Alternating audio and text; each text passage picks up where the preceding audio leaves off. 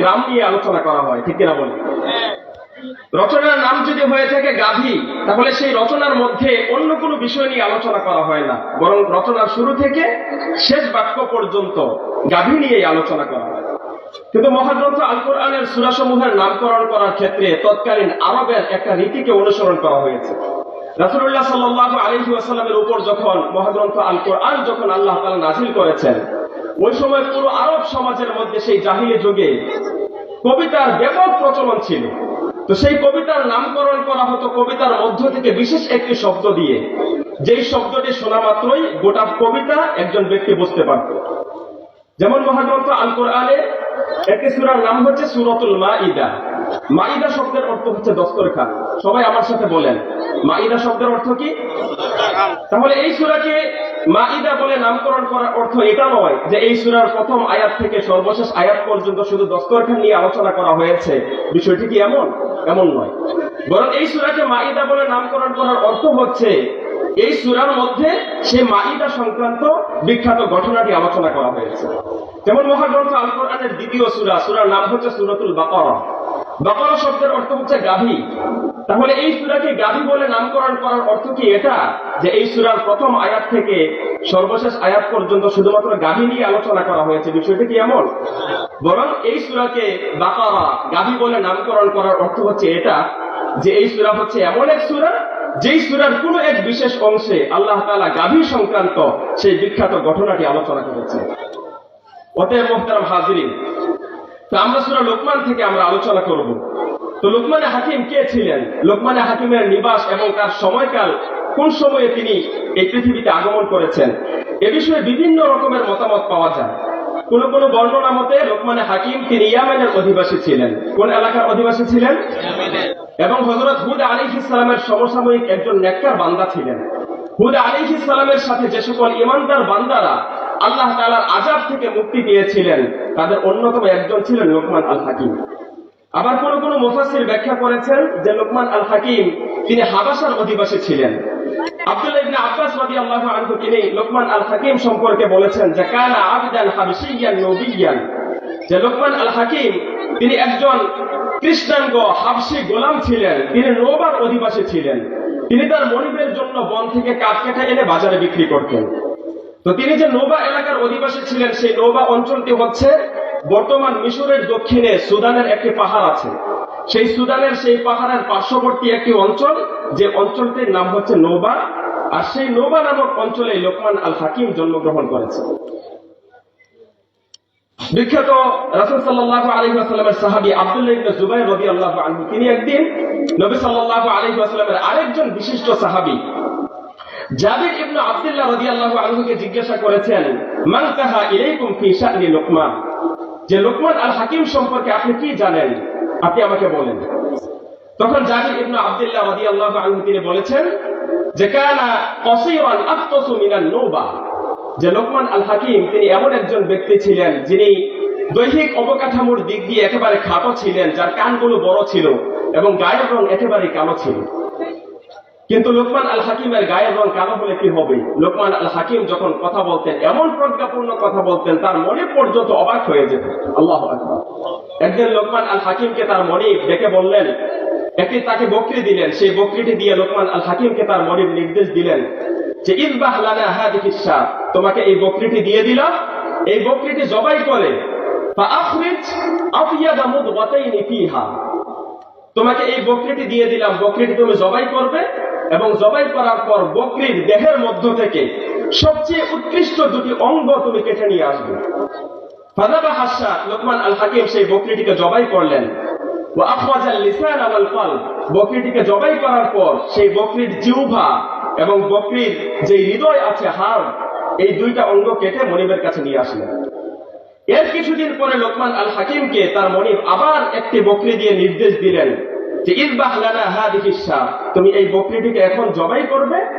ওয়া আখরিজ আখবাতা মুদগাতাইনি ফিহা, এখন তোমাকে নির্দেশ দেওয়া হলো যে এখন বকরির তার দেহের মধ্যে সবচেয়ে নিকৃষ্ট দুটি অঙ্গ তুমি কেটে নিয়ে আসবে। তখন লোকমান আল হাকিম সেই বকরিটিকে জবাই করে ফাআখরাজাল লিসান ওয়াল কলব, সেই প্রথমবারের মতো বকরির জিহ্বা এবং বকরির হাড় কেটে তার মনিবের কাছে উপস্থাপন করলেন। তখন মনিব অবাক বিস্ময়ে জিজ্ঞাসা করলেন যে আমারতুকা আন তুখরিজা আতিয়াবা মুদগাতাইন ফিহা ফাআখরাজতাহুমা ওয়া আমারতুকা আন তুখরিজা আখবাতা মুদগাতাইন ফিহা ফাআখরাজতাহুমা। মনিব তাকে জিজ্ঞাসা করলেন যে আমি তোমাকে প্রথমবার নির্দেশ দিয়েছিলাম বকরির সবচেয়ে উৎকৃষ্ট দুটি অঙ্গ কেটে নিয়ে আসতে, তুমি সেখানে বকরির জিহ্বা এবং তার হাড় কেটে নিয়ে এসেছো। তোমাকে যখন আমি দ্বিতীয়বার নির্দেশ দিলাম বকরির সবচেয়ে নিকৃষ্ট দুটি অঙ্গ কেটে নিয়ে আসতে, তখন তুমি সে সময়েও বকরির জিহ্বা এবং তুমি হাড় কেটে নিয়ে আসলো, এটা কেন? তখন লোকমান আল হাকিম তিনি তার মনিবকে লক্ষ্য করে বললেন যে ইন্নাহু লাইসা মিন শাইইন আতিয়াবা মিনহুমা ইযা তাবা ওয়ালা আখবাতা মিনহুমা ইযা খাবুতা। আমি বকরির হাড় এবং জিহ্বা এজন্য কেটে নিয়ে এসেছি কারণ কোন একজন ব্যক্তির অন্তর, হৃদয় এবং তার জিহ্বা যখন সংযত হয়ে যায়, ভালো হয়ে যায়, তখন ওই ব্যক্তিকে আল্লাহ তাআলা ওই ব্যক্তির মর্যাদা বাড়িয়ে দেন। আর কোন ব্যক্তির জিহ্বা, তার মুখ যদি খারাপ হয়ে যায়, মুখ দিয়ে যদি কাউকে যদি গালি দেয়, মুখ দিয়ে অপর কোন ঈমানদারকে যদি কষ্ট দেয়, আর অন্তর যদি ভালো না হয়, অন্তরের মধ্যে যদি ইসলামের প্রতি বিদ্বেষ পোষণ করে এবং কোরআন সুন্নাহর অনুসারী যারা, তাদের প্রতি যদি অন্তরে যদি হিংসা পরায়ণ সে যদি হয়ে থাকে, তাহলে ওই ব্যক্তির চাইতে নিকৃষ্ট আর কোনো ব্যক্তি হতে পারে না। এই ছিল লোকমান হাকিম। একদিন লোকমান আল হাকিমের দিকে একজন ব্যক্তি তাকিয়েছিল, সেই তাকানোর মধ্যে হয়তো বা কোনো তাচ্ছিল্য ছিল। লোকমান আল হাকিম এই বিষয়টি দেখতে পেরে লোকমান আল হাকিম সেই ব্যক্তিকে লক্ষ্য করে বলেছেন যে ইন কুনতা তারানি গালিযাস শাফাতাইন ফাইন্নাহু ইয়াখরুজু মিন বাইনাহুমা কালামুন রাকিব। যে তুমি যদিও আমার দিকে তাচ্ছিল্যের দৃষ্টিতে তাকিয়ে আছো, আমার গায়ের রং খুব বেশি একটা সুন্দর নয়, আমি কৃষ্ণাঙ্গ, আমি কালো, আমার ঠোঁটদ্বয় খুব মোটা, দেখতে খুব ভালো লাগছে না, আমার ঠোঁটদ্বয় যদিও মোটা, ফাইন্নাহু ইয়াখরুজু মিন বাইনাহুমা কালামুন রাকিব, আমার এই দুইটা ঠোঁটের মধ্য থেকে বের হয় অনেক সূক্ষ্ম, অনেক প্রজ্ঞাপূর্ণ কথা। ওয়া ইন কুনতা তারানি আসওয়াদ, যদিও তুমি দেখতে পাচ্ছ আমার দেহের বাহ্যিক অবস্থা একেবারেই কালো, তা কলবি আবিয়াদ, কিন্তু আমার ভিতরে যে অন্তর আছে, যে হৃদয় আছে, সেটা একেবারে নূরের মতো উজ্জ্বল, স্বচ্ছ। সুবহানাল্লাহ।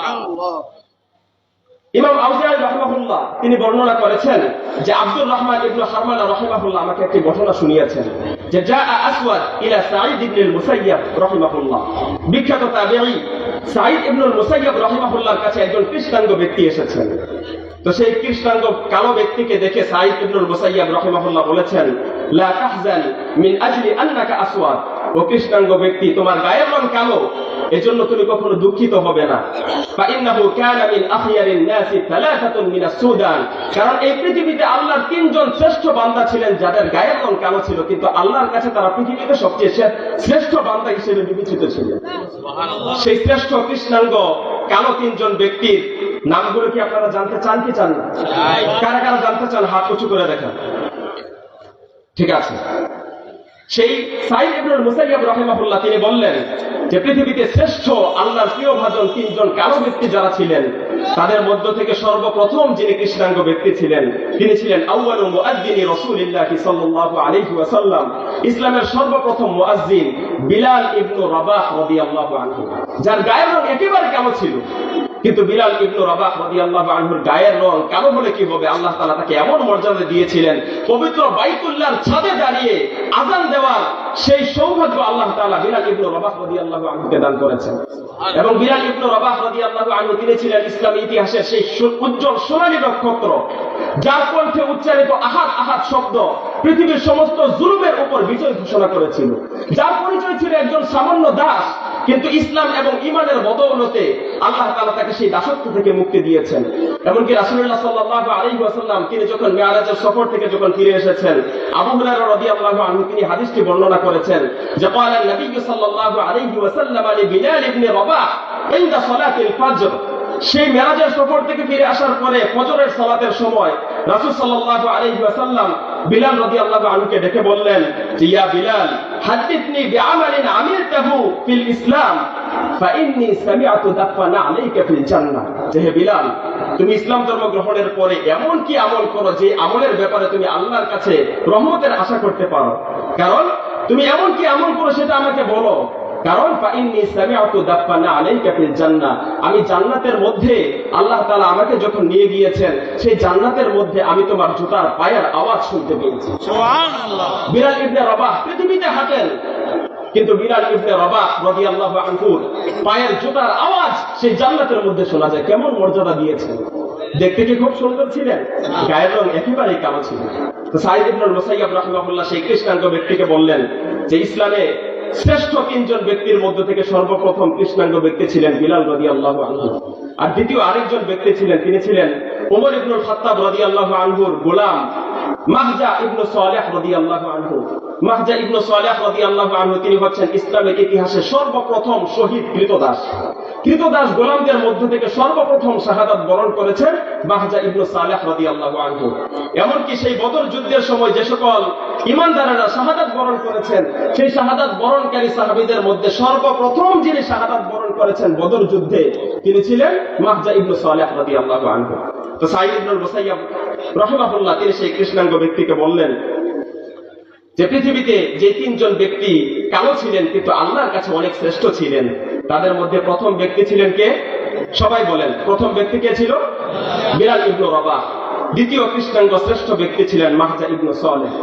সাঈদ ইবনুল মুসাইয়্যিব রাহিমাহুল্লাহ তিনি তৃতীয় যে কৃষ্ণাঙ্গ শ্রেষ্ঠ ব্যক্তির কথা বললেন, তিনি আর কেউ নন, তিনি ছিলেন লোকমান আল হাকিম। লোকমান আল হাকিম।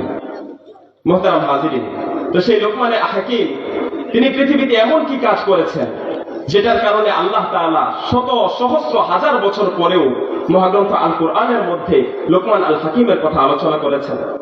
মহান আল্লাহ সুবহানাহু ওয়া তাআলা তিনি লোকমান আল হাকিম প্রসঙ্গে মহাগ্রন্থ আল কোরআনের 31 নম্বর সূরা সূরা লোকমানের 12 নম্বর আয়াতে তিনি বলছেন, ওয়া লাকাদ আতাইনা লোকমানাল হিকমা, আমি লোকমান আল হাকিমকে হিকমা দান করেছি। হিকমা হচ্ছে এমন বিষয়, এই হিকমার ব্যাখ্যা ইমাম শাফিঈ রাহিমাহুল্লাহ তিনি বলেছেন যে হিকমা শব্দের অর্থ হচ্ছে আল ইলমুন নাফিউ ওয়াল আমালু বিহি, যে উপকারী জ্ঞান এবং সেই জ্ঞান অনুযায়ী আমল করার নামই হচ্ছে হিকমা। কোন ব্যক্তি, আপনি কোন একটা বিষয়ে কোন একজন ব্যক্তি জ্ঞান অর্জন করলো, সেটাকে আরবিতে বলা হয় ইলম, কিন্তু সেই জ্ঞান অনুযায়ী সঠিকভাবে আমল করার নামই হলো হিকমা।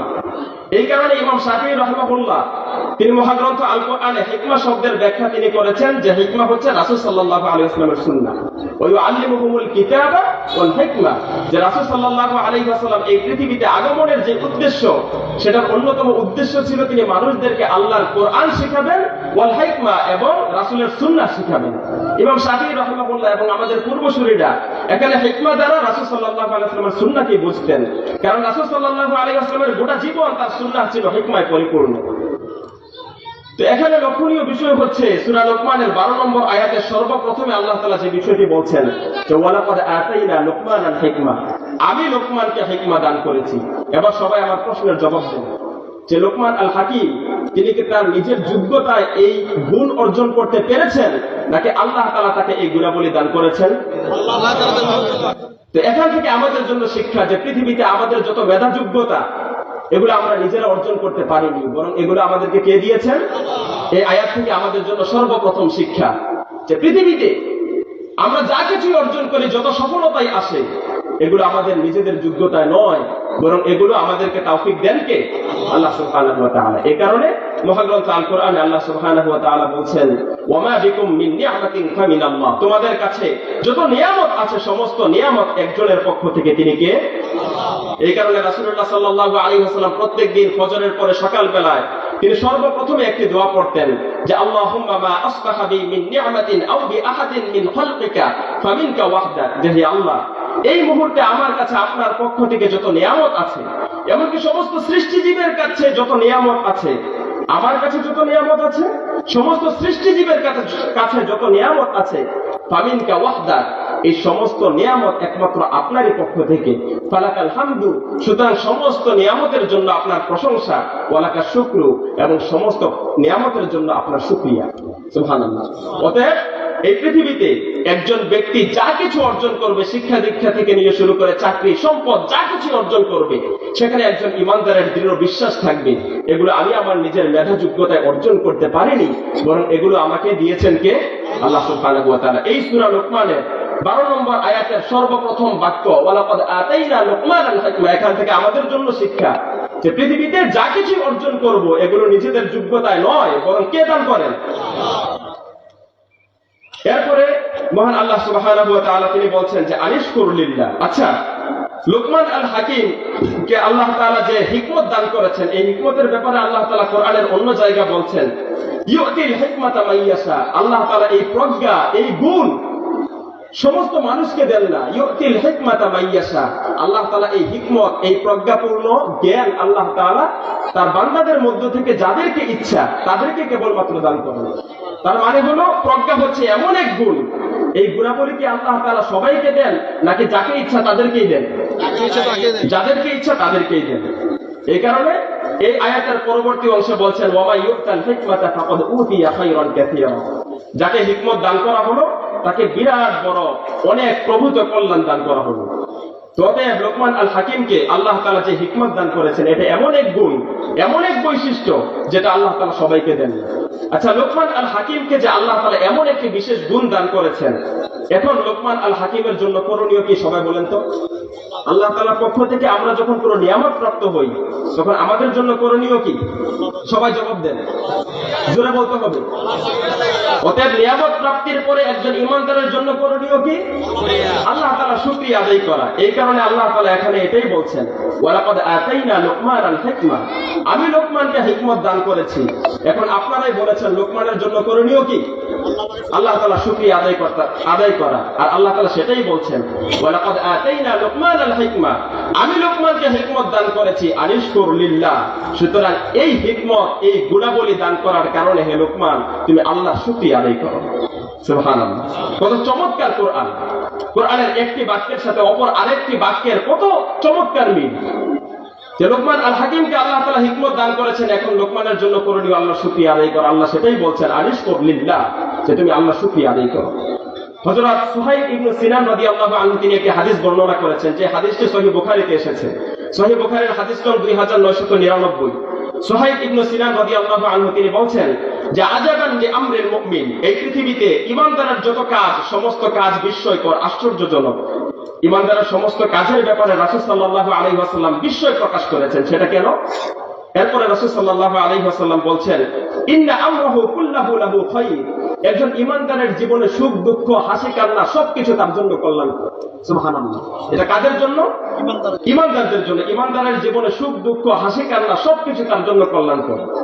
তো আমাদের জীবনের সুখ দুঃখ হাসি কান্না সবকিছু কল্যাণকর বানানোর একটা পদ্ধতি রাসূল সাল্লাল্লাহু আলাইহি ওয়াসাল্লাম এই হাদিসের মধ্যে বলে দিয়েছেন, যে ইন আসাবাতহু সাররা শাকারা, ঈমানদার যখন কোনো ভালো অবস্থানে যখন থাকবে, সুখের মুহূর্তে যখন থাকবে, তখন সে সময় সে আল্লাহ তাআলার শুকরিয়া আদায় করবে। ওয়া ইন আসাবাতহু দাররা, ঈমানদার যখন কোনো বিপদ, কোনো কষ্ট, কোনো মুসিবতে যখন থাকবে, সে অবস্থায় একজন ঈমানদারের জন্য করণীয় হচ্ছে সবার, ওই সময় সে ধৈর্য ধারণ করবে। ফাকানা খায়রুল লাহ, সেই দুঃখের মুহূর্তে ধৈর্য ধারণ করার মাধ্যমেও ঈমানদারের জীবনের ওই মুহূর্তটা তার জন্য কল্যাণকর হবে। রাসূল সাল্লাল্লাহু আলাইহি ওয়াসাল্লাম একদিন তিনি সালাত আদায় করছিলেন। রিফাআ ইবনে রাফি' আল আনসারী রাদিয়াল্লাহু আনহু তিনি হাদিসটি বর্ণনা করেছেন, যে হাদিসটি সহিহ মুসলিমে এসেছে। সহিহ মুসলিমের হাদিস নং 799। রিফাআ ইবনে রাফি' আল আনসারী রাদিয়াল্লাহু আনহু তিনি বলছেন, কুন্না ইয়াওমান নুসাল্লি ওয়ারা'a রাসূলিল্লাহি সাল্লাল্লাহু আলাইহি ওয়াসাল্লাম, যে আমরা একদিন নবী সাল্লাল্লাহু আলাইহি ওয়াসাল্লামের পিছনে সালাত আদায় করছিলাম। রাসূল সাল্লাল্লাহু আলাইহি ওয়াসাল্লামের সালাতের ইমামতি করছিলেন। ফালাম্মা রাকা'a, রাসূল সাল্লাল্লাহু আলাইহি ওয়াসাল্লাম কিরাত শেষ করে যখন রুকুতে গেলেন, সুম্মা রাফা'a রা'সাহু, রুকু থেকে যখন মাথা উত্তোলন করলেন, তখন রাসূল সাল্লাল্লাহু আলাইহি ওয়াসাল্লাম একটি বাক্য উচ্চারণ করলেন। সেই বাক্যটি কি? সবাই জোরে বলেন। রুকু থেকে দাঁড়িয়ে রাসূল সাল্লাল্লাহু আলাইহি ওয়াসাল্লাম কি উচ্চারণ করলেন? সামি আল্লাহু লিমান হামিদা। রাসূল সাল্লাল্লাহু আলাইহি ওয়াসাল্লাম সামি আল্লাহু লিমান হামিদা বলার সাথে সাথে পিছন দিক থেকে একজন সাহাবী তিনি জোর আওয়াজে বলতে লাগলেন, রব্বানা লাকাল হামদ, যে হে আল্লাহ, সমস্ত প্রশংসা আপনার। হামদান কাসীরান, যে প্রশংসা অফুরন্ত। তাইয়িবান, যে প্রশংসা পুত পবিত্র। মুবারাকান ফি, যে প্রশংসা বরকতময়। আর হামদুন শব্দ হচ্ছে এমন এক শব্দ, শুকরুন শব্দের অর্থ হচ্ছে কৃতজ্ঞতা, আর সানাউন শব্দের অর্থ হচ্ছে প্রশংসা। আর হামদুন হচ্ছে এমন একটা শব্দ, যেই শব্দ দ্বারা আল্লাহ তাআলার প্রশংসাও করা হয়, যেই শব্দ দ্বারা আল্লাহ তাআলার কৃতজ্ঞতাও জ্ঞাপন করা হয়। হামদুন এমন এক শব্দ, যেই শব্দটা প্রশংসা এবং কৃতজ্ঞতা উভয় অর্থকে শামিল করে। তো সাহাবাই যখন রাসূল সাল্লাল্লাহু আলাইহি ওয়াসাল্লামের পিছনে যখন এই বাক্য উচ্চারণ করলেন, রাসূল সাল্লাল্লাহু আলাইহি ওয়াসাল্লাম সালাত যখন শেষ করলেন, সাহাবায়ে কেরামদের দিকে তিনি মুখ ফিরিয়ে তিনি সাহাবায়ে কেরামদেরকে জিজ্ঞাসা করলেন, মানিল মুতাকাল্লিমু আলিফা, যে আমি যখন সালাতের রুকু থেকে যখন মাথা উত্তোলন করে যখন সামি আল্লাহু লিমান হামিদা বলেছি, তখন কেউ একজন কিছু বাক্য উচ্চারণ করেছে। সেটা কেউ উচ্চারণ করেছে? একজন সাহাবী দাঁড়িয়ে বললেন, আনা ইয়া রাসূলুল্লাহ, যে আল্লাহর রাসূল, এই বাক্যগুলো আমি উচ্চারণ করেছি। রাসূল সাল্লাল্লাহু আলাইহি ওয়াসাল্লাম ওই সাহাবীকে সুসংবাদ বানিয়ে শুনিয়ে দিলেন, রাআইতু বিদআন ওয়া 30 মালাকান ইয়াবতাদিরুনাহা আইয়ুহুম ইয়াকতুবুহা আউয়াল। যে তুমি কি বাক্য উচ্চারণ করেছো, সেটার কারণে কি ঘটেছে আসমানে সেটা তো তুমি জানো না, আমি দেখতে পেয়েছি। আল্লাহ তাআলা আমাকে দেখিয়েছেন, আমি দেখতে পেয়েছি। রাআইতু বিদআন ওয়া 30 মালাকান ইয়াবতাদিরুনাহা আইয়ুহুম ইয়াকতুবুহা আউয়াল। আমি দেখতে পেয়েছি তুমি যেই বাক্যগুলো উচ্চারণ করেছো, এটার কারণে যে সওয়াব হয়েছে, এই সওয়াবগুলো ফেরেশতারা কে কার আগে লিপিবদ্ধ করবে, এজন্য 30 জনের অধিক ফেরেশতার মধ্যে প্রতিযোগিতা শুরু হয়েছে। সুবহানাল্লাহ। বাক্যটা কি ছিল? রব্বানা লাকাল হামদ। হে আল্লাহ, সমস্ত প্রশংসা, সমস্ত শুকরিয়া আপনার। কাসীরান, যেই প্রশংসা, যেই শুকরিয়া অপুরন্ত। তাইয়িবান, যে প্রশংসা, যে শুকরিয়া পুত পবিত্র। মুবারাকান ফি, যেই প্রশংসা, যেই শুকরিয়া বরকতময়। অতএব সুখে দুঃখে আমরা সর্বাবস্থায় প্রশংসা করবে একজনের, জোরে বলতে হবে তিনি কে? খামসু সূরা ফিল কুরআনিল কারীম ইবতাদাআত বিকাউলি আলহামদুলিল্লাহ। মহাগ্রন্থ আল কুরআনে আল্লাহ তাআলা 114টি সূরার মধ্য থেকে 5টি সূরা দিয়েছেন, যে 5টি সূরার সূচনাই হয়েছে আলহামদুলিল্লাহ বাক্যের মাধ্যমে। সূরাতুল ফাতিহা আলহামদুলিল্লাহি রাব্বিল আলামিন। সূরাতুল আনআম আলহামদুলিল্লাহিল্লাযী খালাকাস সামাওয়াতি ওয়াল আরদ। এই সূরাটাও শুরু হয়েছে কোন বাক্য দিয়ে? আলহামদুলিল্লাহ। সূরা কাহফ আলহামদুলিল্লাহিল্লাযী আনজালা আলা আবদিহিল কিতাব ওয়ালাম ইয়াজআল লাহু ইওয়াজা। চতুর্থ নম্বর সূরা হচ্ছে সূরা সাবা আলহামদুলিল্লাহিল্লাযী লাহু মা ফিস সামাওয়াতি ওয়া মা ফিল আরদ ওয়া লাহুল হামদু ফিল আখিরাহ। পঞ্চম নম্বর সূরা হচ্ছে সূরা ফাতির আলহামদুলিল্লাহি ফাতিরিস সামাওয়াতি ওয়াল আরদ জাআলিল মালায়েকা। 5টি সূরা আল্লাহ তাআলা সূচনাই করেছেন আলহামদুলিল্লাহ। সুবহানাল্লাহ, সুবহানাল্লাহ। সালাতু সূরা ফিল কুরআনিল কারীম ইনতাহাত বিকাউলি আলহামদুলিল্লাহ। মহাগ্রন্থ আল কোরআনের 3টি সূরা, যেই 3টি সূরার সমাপ্তি হয়েছে আলহামদুলিল্লাহ বাক্যের মাধ্যমে। সুবহানাল্লাহ। এমনকি আলহামদুলিল্লাহ হচ্ছে এমন চমৎকার এক বাক্য, যেই বাক্যের মাধ্যমে পূর্ববর্তী আম্বিয়া আলাইহিমুস সালাম আল্লাহ তাআলার প্রশংসা করতেন, এবং যেই বাক্যের মাধ্যমে পূর্ববর্তী আম্বিয়া আলাইহিমুস সালাম আল্লাহ তাআলার কৃতজ্ঞতা জ্ঞাপন করতেন। নবী নূহ আলাইহিস সালাম সম্পর্কে আল্লাহ তাআলা বলেছেন, ফাইদা ইসতাওয়াইতা আনতা ওয়া মান মা'আকা আলাল ফুলকি ফাকুলিল হামদুলিল্লাহ। সুবহানাল্লাহ। আল্লাহ তাআলা নূহ আলাইহিস সালামকে যখন নির্দেশ দিয়েছেন, নূহ আলাইহিস সালামের যুগে তার জাতি যারা কালেমার তাওহীদে যারা সাড়া দিয়ে যারা ইসলাম এবং ঈমান যারা গ্রহণ করেনি, ইসলাম যারা গ্রহণ করেনি, তাদের উপর আল্লাহ তাআলা একটা আযাব দিয়েছিলেন। সেই আযাবটা ছিল মহাপ্লাবন। তো সে সময় সেই প্লাবন থেকে বাঁচার জন্য, সেই আযাব থেকে বাঁচার জন্য নূহ আলাইহিস সালাম এবং তার সাথে যে সকল ঈমানদার ছিলেন তাদেরকে আল্লাহ তাআলা একটা নৌকাতে আরোহণের নির্দেশ দিয়েছেন। তো সে সময় আল্লাহ তাআলা নূহ আলাইহিস সালামকে লক্ষ্য করে বলছেন, ফাইদা ইসতাওয়াইতা আনতা ওয়া মান মা'আকা আলাল ফুলকি, যে তুমি এবং তোমার সাথে সমস্ত ঈমানদার নরনারীরা যখন সেই নৌকার উপরে যখন আরোহণ করবে, তখন তোমরা আমার শুকরিয়া আদায় করবে। তোমরা বলবে ফাকুলিল হামদুলিল্লাহ, তখন তোমরা আমার প্রশংসা করবে, আমার শুকরিয়া আদায় করবে একটি বাক্যের মাধ্যমে। সেই বাক্যটি জোরে বলতে হবে। সেই বাক্যটি কি? আলহামদুলিল্লাহ। দাউদ এবং সুলাইমান আলাইহিস সালাম পিতা এবং পুত্র সম্পর্কে আল্লাহ তাআলা বলছেন, ওয়ালাকাদ আতাইনা দাউদা ওয়া সুলাইমানা মিন্না ফাদলা, যে আমি দাউদ এবং সুলাইমান পিতা পুত্র দুজনকে আমার পক্ষ থেকে অনুগ্রহ দান করেছি।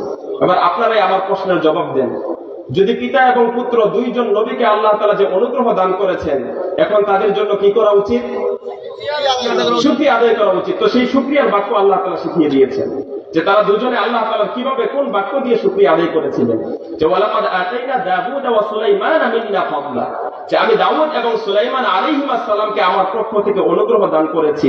ওয়া ক্বালা, তারা উভয়ে শুকরিয়া আদায় করেছে একটি বাক্য দিয়ে।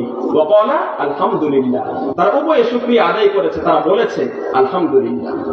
সুবহানাল্লাহ। এমনকি আমরা যখন জান্নাতে যাব, সেই জান্নাতে আমাদের সর্বশেষ মুখ দিয়ে উচ্চারিত হবে আলহামদুলিল্লাহ। ওয়া আখিরু দাওয়াহুম আলহামদুলিল্লাহি রাব্বিল আলামিন। জান্নাতের মধ্যে সেই সর্বশেষ সম্ভাষণই হবে আলহামদুলিল্লাহি রাব্বিল আলামিন, যে সমস্ত প্রশংসা, সমস্ত শুকরিয়া বিশ্বজাহানের একচ্ছত্র অধিপতি কার জন্য? আল্লাহ তাআলার জন্য। অতএব লোকমান আল হাকিমকে আল্লাহ তাআলা এটাই নির্দেশ দিয়েছেন, যে ওয়ালাকাদ আতাইনা লোকমান আল হিকমা, আমি লোকমানকে হিকমত দান করেছি। আনিশকুর লিল্লাহ, সুতরাং এখন লোকমানের জন্য করণীয় হচ্ছে, হে লোকমান, তুমি যে এই নিয়ামত প্রাপ্ত হয়েছে, এখন তোমার জন্য করণীয় হচ্ছে তুমি আমার শুকরিয়া আদায় করো। আমরা যদি কঠিন বিপদের মুহূর্তেও যদি একটু গভীরভাবে চিন্তা করি, আপনি কঠিন বিপদে আছেন, কিন্তু সেই কঠিন বিপদের মুহূর্তেও আপনি যদি একটু গভীরভাবে চিন্তা করেন, তাহলে সেই কঠিন বিপদের মুহূর্তেও আপনি আপনার নিজের চারপাশে এমন অনেক জিনিস বিদ্যমান পাবেন, যেটার কারণে ঠিক ওই সময় আপনি আল্লাহ তাআলার শুকরিয়া করতে পারেন। আমরা যদি কঠিন বিপদের মধ্যেও থাকি, কিন্তু ওই সময় যদি আপনি একটু চিন্তা করেন যে এই মুহূর্তে কোন কোন বিষয়ের জন্য আমি আল্লাহ তাআলার শুকরিয়া আদায় করতে পারি, একটু চিন্তা করলে দেখবেন এই বিপদের মুহূর্তেও আপনার কাছে এমন আল্লাহ তাআলার পক্ষ থেকে অসংখ্য নিয়ামত আছে, যে নিয়ামতের কারণে সেই বিপদের মুহূর্তেও আপনি কার শুকরিয়া আদায় করতে পারেন? আল্লাহ। এরপরে আল্লাহ তাআলা এই আয়াতের এরপরের অংশে বলছেন, ওয়া ইয়াশকুর ফাইন্নামা ইয়াশকুরু লিনাফসি, যে ব্যক্তি আল্লাহ তাআলার শুকরিয়া আদায় করলো, সে কি আল্লাহ তাআলার কোনো কিছু লাভ করতে পারলো? আমরা যদি আল্লাহ তাআলার শুকরিয়া যদি আদায় না করি, তাহলে আল্লাহ তাআলার রাজত্বের মধ্যে কি কোনো কিছু কমে যাবে? সবাই জোরে বলতে হবে, কোনো কিছু কমে যাবে? আর আমরা যদি আল্লাহ তাআলার শুকরিয়া আদায় করি, তার রাজত্বের মধ্যে, তার ক্ষমতার মধ্যে কি কোনো কিছু বেড়ে যাবে? অর্থাৎ শুকরিয়া আদায় করলে এটা কি লাভ আল্লাহর নাকি আমাদের? আর আল্লাহ তাআলা সেটাই বলছেন, ওয়া ইয়াশকুর ফাইন্নামা ইয়াশকুরু লিনাফসি, যে ব্যক্তি শুকরিয়া আদায় করলো, সে নিজের কল্যাণে শুকরিয়া আদায় করলো, সে আল্লাহর কল্যাণ কোনো কিছু করতে পারলো না। আমরা কি আল্লাহর কোনো কিছু কল্যাণ করতে পারবো? এই কারণে সহিহ বুখারীর একটি হাদিসে কুদসি আছে, যে হাদিসে কুদসির মধ্যে প্রায় 9 বার আল্লাহ তাআলা তার বান্দাদেরকে ইয়া ইবাদি, হে আমার প্রিয় বান্দা বলে ডাক দিয়েছেন। তো সেই হাদিসের একেবারে মাঝামাঝি বাক্যগুলোতে আল্লাহ তাআলা বলছেন, ইয়া ইবাদি ইন্নাকুম লান তাবলুগু দাররি ফাতাদুররুনি, যে তোমাদের এই ক্ষমতা নেই আমার কোনো ক্ষতি সাধন করবে। পৃথিবীর সমস্ত মানুষ মিলে কি আল্লাহ তাআলার কোনো ক্ষতি করতে পারবে? পৃথিবীর সমস্ত মানুষ মিলে কি আমরা আল্লাহ তাআলার কোনো উপকার করতে পারবো? আল্লাহ তাআলা সেটাই বলছেন, ইয়া ইবাদি ইন্নাকুম লান তাবলুগু দাররি ফাতাদুররুনি, তোমরা কখনো এই অবস্থায় উপনীত হতে পারবে না যে আমার কোনো ক্ষতি সাধন করতে পারবে।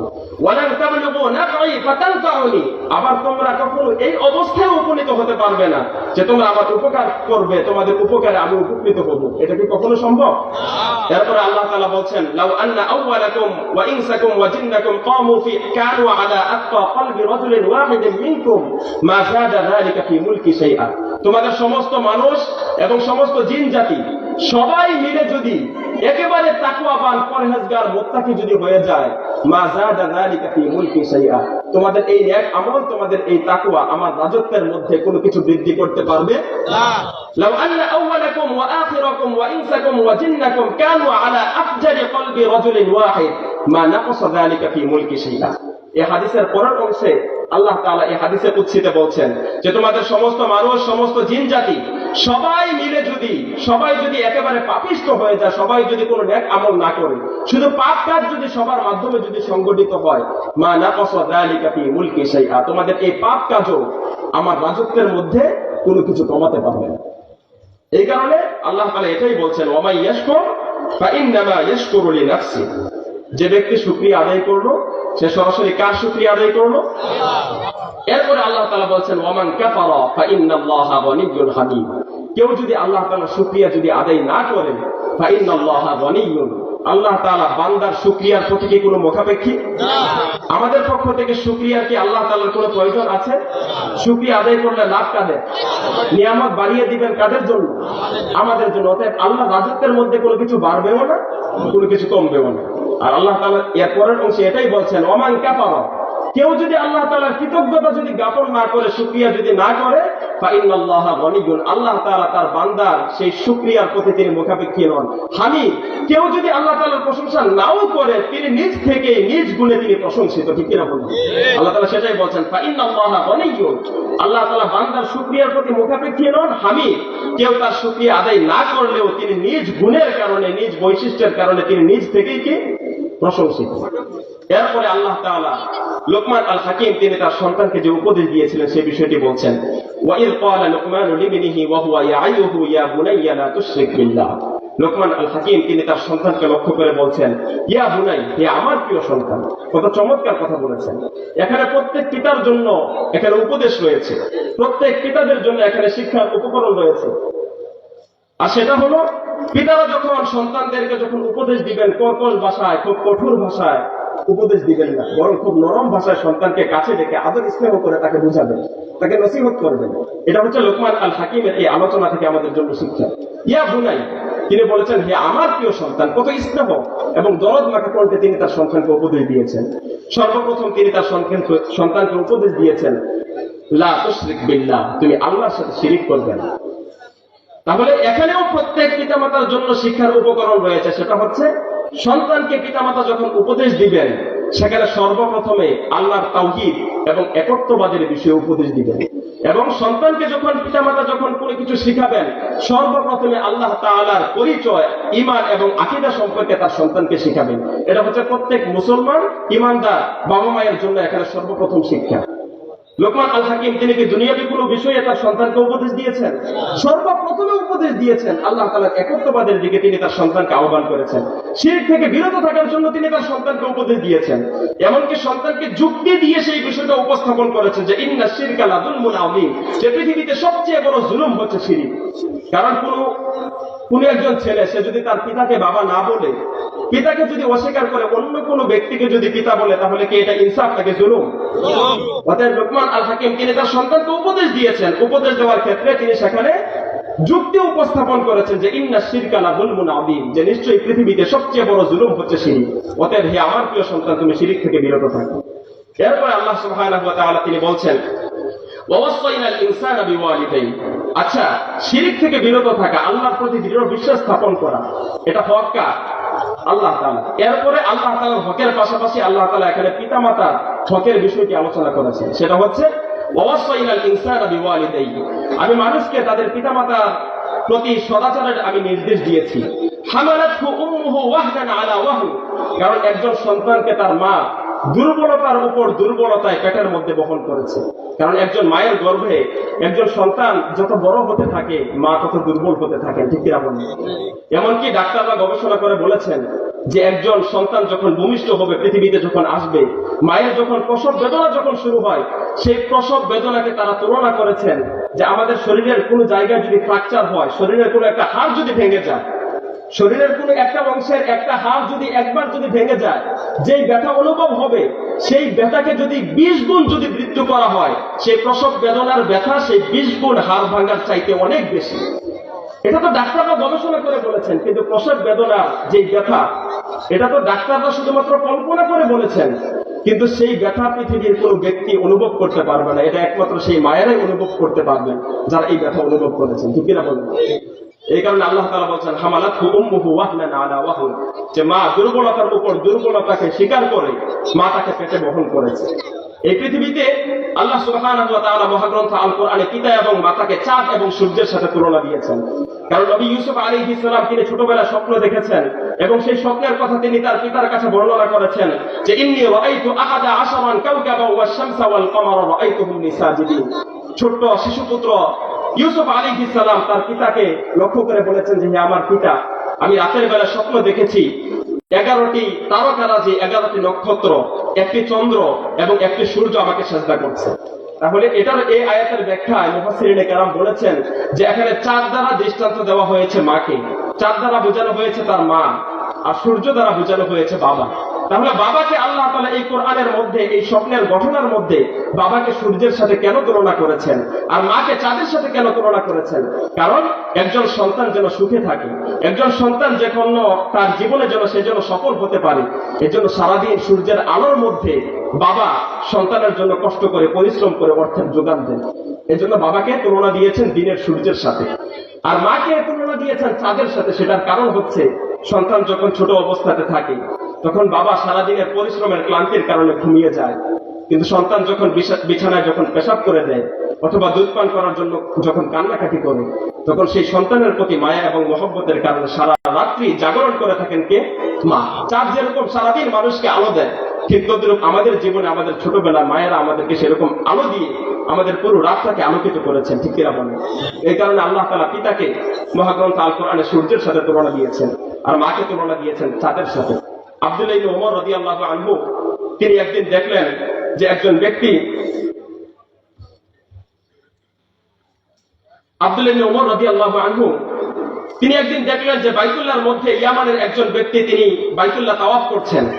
বাইতুল্লাহ শুধু তিনি একা তাওয়াফ করছেন না, তার কাঁধের মধ্যে তিনি তার বৃদ্ধ মাকে কাঁধের মধ্যে নিয়ে তিনি বাইতুল্লাহ তাওয়াফ করছেন। সুবহানাল্লাহ, বিষয়টা কতটা চমৎকার যে একজন মা বৃদ্ধ হাঁটাচলা করতে পারছেন না, সন্তান তার মাকে কাঁধে নিয়ে কাঁধে বহন করে তিনি বাইতুল্লাহ তাওয়াফ করছেন। আব্দুল্লাহ ইবনে ওমর যখন ইয়ামানের সেই ব্যক্তির দিকে যখন তাকিয়েছিলেন, তখন সেই ব্যক্তি আব্দুল্লাহ ইবনে ওমরকে লক্ষ্য করে বলেছেন, ইন্নী লাহা বাঈরুহাল মুদাল্লাল ইন উদআরাত রিকাবুহা লাম উদআর আল্লাহু রাব্বি যুল জালালিল আকবার হামালতুহা আকতার মিম্মা হামালাতনি ফাহাল তুরা জাযাইতুহা ইয়া ইবনে ওমর। ওই ব্যক্তি কবিতা আবৃত্তি করেছেন। ওমর ইবনুল খাত্তাবকে লক্ষ্য করে তিনি বলছেন, কোন অবস্থায় বলছেন? তিনি তার মাকে কাঁধে বহন করে বাইতুল্লাহ তাওয়াফ করছেন। আর আব্দুল্লাহ ইবনে ওমরকে লক্ষ্য করে বলছেন, ইন্নী লাহা বাঈরুহাল মুদাল্লাল, আমি আমার মায়ের এমন অনুগত উট। তিনি নিজেকে উটের সাথে তুলনা দিয়েছেন এজন্য, কারণ উটের পিঠে চলে যেরকম মানুষ এক জায়গা থেকে অন্য জায়গায় যায়, এখন যেহেতু মায়ের যেহেতু হাঁটাচলা করার সক্ষমতা নেই, এজন্য মা বাইতুল্লাহ তাওয়াফ করতে পারছেন না, এজন্য মায়ের জন্য নিজ সন্তান তিনি উট হয়ে গিয়েছেন। সুবহানাল্লাহ। এই কারণে তিনি এই কবিতার মধ্যে আব্দুল্লাহ ইবনে ওমরকে লক্ষ্য করে বলছেন, ইন্নী লাহা বাঈরুহাল মুদাল্লাল, আমি আমার মায়ের এমন অনুগত উট। ইন উদআরাত রিকাবুহা লাম উদআর, পৃথিবীর মানুষ যাদের উট আছে তাদের উট তাদের অনুগত নাও হতে পারে, তাদের অবাধ্য হতে পারে, কিন্তু আমি আমার মায়ের এমন অনুগত উট, আমি কখনো মায়ের অবাধ্য হব না। হামালতুহা আকতার মিম্মা হামালাতনি, আমার মা আমাকে দীর্ঘ 9 মাস অথবা 10 মাস আমাকে পেটে বহন করেছেন। আমার মা আমাকে যতদিন তিনি তার পেটে বহন করেছেন তার চাইতে অধিক সংখ্যক বেশি সময় আমি আমার মাকে কাঁধে বহন করেছি। ফাহাল তুরা জাযাইতুহা ইয়া ইবনে ওমর, হে ওমর এবার তুমি বলো, আমার মা আমাকে পেটে যতদিন বহন করেছেন তার চাইতে অধিক সময় বেশি সময় আমি আমার মাকে কাঁধে বহন করেছি। অতএব মা আমার জন্য শিশুবেলায় আমার জন্য যতটুকু কষ্ট করেছেন সেই কষ্টের বিনিময় কি আমি দিতে পেরেছি? তখন আব্দুল্লাহ ইবনে ওমর রাদিয়াল্লাহু আনহু যে কথাটি বললেন, এটা আমাদের স্মরণ রাখা দরকার। আব্দুল্লাহ ইবনে ওমর বলেন, লা ওয়ালা বিযাফরাতিন ওয়াহিদা, তুমি তোমার সারা জীবন যদি তুমি তোমার মাকে কাঁধে বহন করে যদি বাইতুল্লাহ তাওয়াফ করো, তোমার মায়ের যখন প্রসব বেদনা যখন শুরু হয়েছে, সেই প্রসব বেদনার কারণে তোমার মা যে একবার শুধুমাত্র দীর্ঘ নিঃশ্বাস ছেড়েছে, ওই একবারের দীর্ঘ নিঃশ্বাসের প্রতিদানও তুমি দিতে পারো না। আল্লাহু আকবার, কি চমৎকার কথা বলেছেন। এই কারণে আমাদের পূর্ববর্তী সালাফ যারা ছিলেন তারা মায়ের প্রতি অনুগত ছিলেন। ইমাম মালিক রাহিমাহুল্লাহ তিনি এমন ছিলেন যে তার মা যখন বৃদ্ধ হয়ে গিয়েছেন, বৃদ্ধ মানুষ যারা তাদের কথা পরিপূর্ণরূপে বোঝা যায় না, অর্ধেক কথা মুখের ভিতরে থাকে, বাকি অর্ধেক কিছু কথা বোঝা যায়। তো এই কারণে ইমাম মালিক রাহিমাহুল্লাহর মা যখন ঘরের ভিতরে যখন তার সন্তানকে যখন কথা বলতেন, মালিক রাহিমাহুল্লাহ তিনি যদি সেই মায়ের কথা যদি না বুঝতেন তাহলে মা কষ্ট পাবে, এজন্য দ্বিতীয়বারের জন্য মাকে এই কথাটা আর জিজ্ঞাসা করতেন না যে মা আপনি কি বলেছেন সেটা আমি বুঝতে পারিনি, দ্বিতীয়বার আবার বলেন, এটা দ্বিতীয়বার আর বলতেন না, কারণ মা কষ্ট পাবে। তিনি ঘর থেকে বের হয়ে যেতেন, যে কথাটা বুঝতে পারতেন না তিনি তার সেবিকাকে বলতেন যে আমার মা কি বলেছে সেটা তুমি একটু আমাকে বলো। এমন ছিলেন পূর্ববর্তী সালাফরা। অতএব মুহতারাম হাজিরিন, রাসূল করিম সাল্লাল্লাহু আলাইহি ওয়াসাল্লাম তিনি তার দুইজন সাহাবী আলী ইবনে আবি তালিব রাদিয়াল্লাহু আনহু, এটা সহিহ হাদিস, আলী ইবনে আবি তালিব রাদিয়াল্লাহু আনহু এবং ওমর ইবনে খাত্তাব রাদিয়াল্লাহু আনহু, এই দুইজন সাহাবী তো সহিহ বুখারীতে এই হাদিসটি এসেছে। রাসূল সাল্লাল্লাহু আলাইহি ওয়াসাল্লাম ওমর ইবনে খাত্তাব রাদিয়াল্লাহু আনহু হাদিসটি বর্ণনা করেছেন।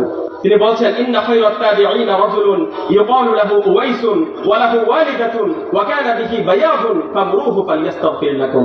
যে ওমর তুমি মনে রাখবে, ইয়ামানের করণ গোত্রের একজন ব্যক্তি আছে যার নাম হচ্ছে ওয়াইস, এবং ওয়াইসকে চিনার অন্যতম একটি মাধ্যম হচ্ছে, এটা কিন্তু কোনো বানোয়াট ঘটনা নয়, বরং এটা একেবারে সহিহ হাদিস, সহিহ বুখারীতে এসেছে।